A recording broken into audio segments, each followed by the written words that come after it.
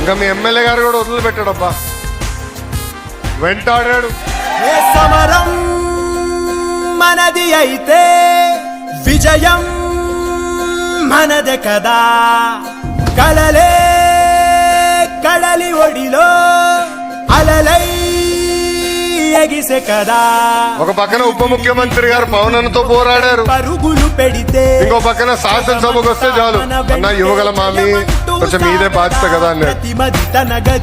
ఆయన ప్రోత్సాహంతో ఈ రోజు మనం ఈ ప్రాజెక్ట్ ముందలు తీసుకెళ్తున్నాం.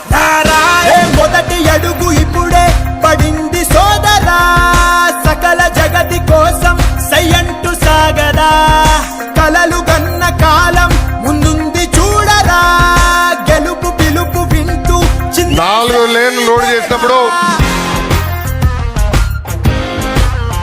ఇక్కడంతా కొంతమందికి అంటే ఇక్కడున్న షాపులు కానీ ఇల్లు ఉన్న వాళ్ళు కొంచెం ఇబ్బంది ఉందని నాకు తెలియజేయడం జరిగింది.